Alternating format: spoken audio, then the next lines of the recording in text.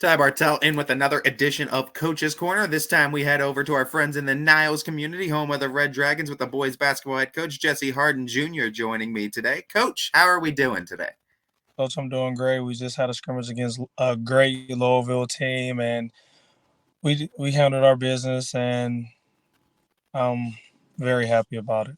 I mean, you got scrimmages going on, practices are you're in the middle of practice season right now as well. What are you liking when what you're seeing from practices? What are some positives?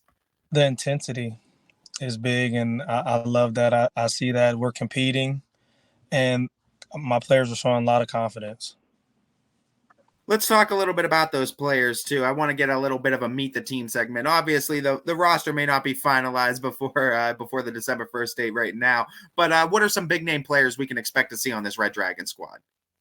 We have Steph Dorsey, 3-year letter winner, Anthony Budak, Antoine Gardner, Avon Fryer, True Carey Hardin, Yassine Blackman. The list goes on and on. Everybody is versatile. Everybody can help each other. Everybody can play their role and help us be successful. Are you a believer of carryover success? Because this football team had a really good year. You have some names I recognize from that football team on this squad. Are you a believer of carryover success after experiencing what a winning culture feels like? Of course, they bring that winning mentality. They bring that toughness. They bring that grit. So that's one of the things that I expected from the football players. Niles basketball hasn't been at its best, but I know the football players can help us get to that, knowing that they have experience winning, and that's where we want to be. And hopefully, they can help us take another step in the right direction. Coach, I'm kind of curious about your journey getting into this Niles basketball program. Where did you find yourself into this program? What's your kind of journey leading up to this? Um, I was at Warren JFK before that. I played professional basketball overseas for a few years, and I was under Coach Comlack and Coach Hughes over at JFK. Crazy thing is, I never thought I wanted to coach. I was that guy. I was like, no, I'm just gonna play, and I love the game. And the opportunity presented itself, and I put my name in the hat, and they drew it, and now it's time to have a little bit of success. You talked about Coach Comlack too, and I mean another one of my favorite coaches to talk to. Always a great mind for the sport. But you also talked about your experience overseas. Through all your basketball experiences, what are some of the biggest things you've learned that you've carried into coaching that you feel like you can help some of these younger generations with?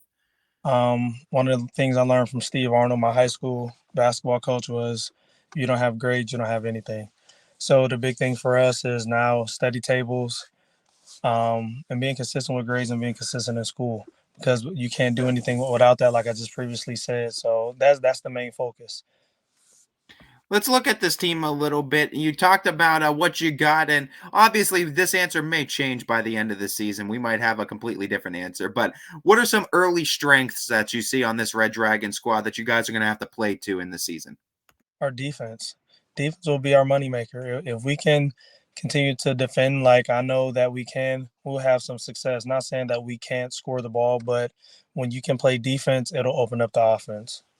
I think this conference is going to be very fun in the NE8. I mean, 7 teams, NE7, whatever you want to call it Right. this year, I guess. But it seems like a fun conference because it seems like you got a lot of those competitive like teams too. And there's some ideas of who might take it away, but it's kind of wide open, I feel like, as well. What are you seeing from conference competition this year, and what do you think the conference is going to present challenge wise for you guys? Listen, day in and day out, I know we're going to have to compete. There are no days off, no games off at all, because you would think a team at the bottom always going to be easy win, and then you're in a dogfight. And when you're in a dogfight, you never know how the ball's going to roll. You look at that, pair that with the non-conference schedule too. I mean, I know you're getting into the head coaching range too, but I'm sure you took a look at it. What are some of the games on the non-conference slate you're kind of excited for you guys to face? Howland, of course. Howland, that's our rival. Newton Falls. We play Brookfield. They have a good guard, and Mateo Fortuna. Who else do we have? Lordstown.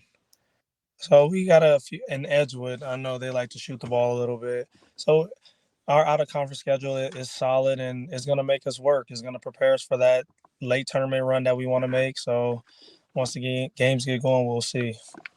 For the Niles community that's interested in coming out to games, what's the culture and the brand of basketball they can expect as under Jesse Hardin Jr.? Oh, the intensity. That's the biggest thing. We're gonna bring intensity. We're gonna play exciting brand of basketball.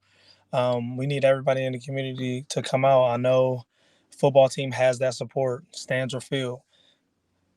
Let's do the same thing and fill the stands for basketball. Make it loud in there. It's our home court. We need that home court advantage, um, and come watch basketball.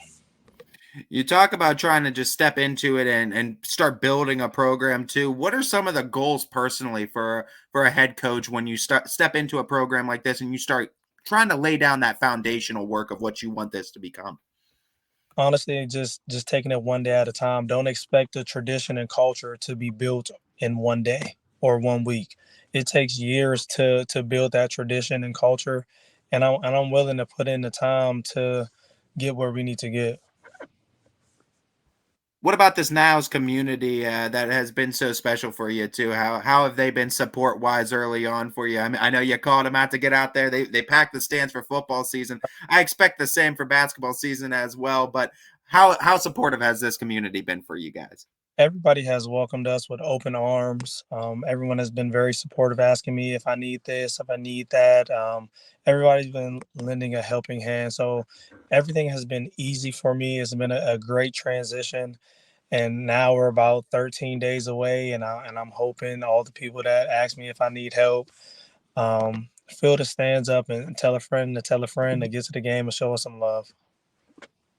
Like you said, Coach, we're rapidly approaching the beginning of this season. Are there some excitement, some butterflies in your stomach? I know you've played overseas, you've been in high pressure situations, but this got to be a different feeling for you. I'm so excited. I can barely sleep at night, and it's 13 days away. I'm juiced up, ready to go.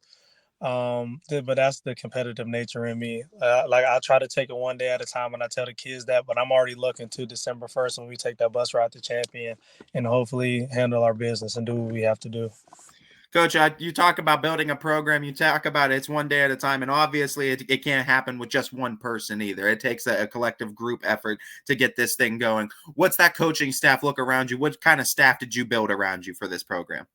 I built a staff that knows basketball, but not just knows basketball, that loves basketball. I feel like to be successful, you have to love it. You have to put in time, and you have to love kids. I'm big on the kids. I'll do anything for the kids. So the staff that I put around, Andre Edmonds, Javon Dixon are my varsity guys, and I know that they love the kids and they'll do anything for them. And they played the game and they love the game. That's the biggest thing. Kids need somebody around them that has played the sport and loves it and wants to put in a lot of time and effort with them. You talk about that. That kind of leads into my next question as well.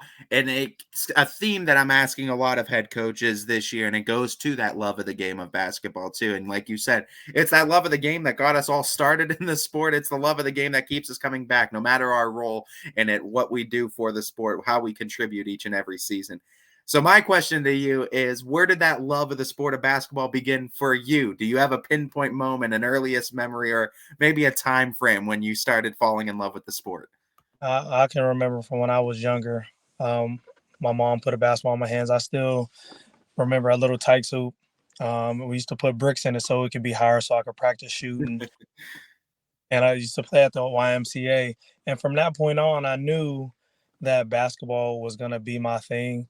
And my family was very supportive of that from a young age, from playing AAU and traveling and things of that sort. So from my earliest standpoint is that little tyke soup, the orange and blue and white tyke soup that I'm sure a lot of us had back in the day. It really was like an early memory, and I feel like a lot of us can share those early memories of shooting in the little tyke soup. Just a quick follow-up question, just because of all the unique experiences you've had in such a young early coaching career now you're starting into in such a young life. What are some of the most impactful things that you've taken away from the sport? Is there some advice, a quote, maybe something a coach has told you, or something along the way that you kind of hold close to your vest? Coach Arnold always tells me be patient. What's meant to be is gonna be what it is. Don't get too high, don't get too low. You're not gonna win them all, even though we all want to win them all.